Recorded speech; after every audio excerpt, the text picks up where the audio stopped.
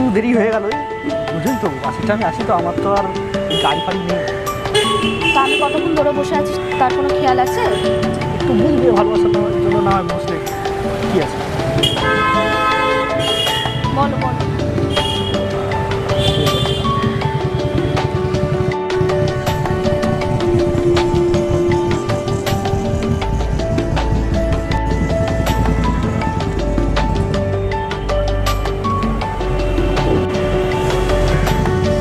কি এটা কি ঘুষ দিচ্ছ নাকি দেরি করে না আসছো? না বাবা, তুমি কি পুলিশ নাকি তোমার পুলিশ? হ্যাঁ, তো যেটার জন্য ডেকেছিলাম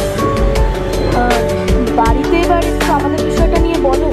বাড়িতে বাড়িতে কে আছে আর তো তুমি বুঝতে পারছো না, আমার বাড়ি থেকে তো চাপ দিচ্ছে এবার বিয়ে ঠিক করার জন্য। তোমার বাড়িতে না বললে হবে? তুমি মাকে বলো। মা আবার আমার মাকে তো মা ছাড়া কাকে বলবে? মাকে বলতে হবে। তো অবশ্যই মাকে না বললেই নয়, মাকেই বলতে হবে। বিয়ের ব্যাপার কি আমরা নিজে থেকে গিয়ে করব নাকি? বাড়ির কোনো ফ্যামিলির কোনো ইয়ে নেব না? শোনা তোমায় যদি টুক করে তুলে নিয়ে যাই কি হবে?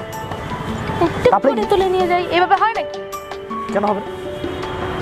আরে পরে মা দেখলো, পরে মা দেখলে কিছু বলবে না। আমার বাড়ির লোক মানবে না এরকম করে। বাড়ির লোক মানবে না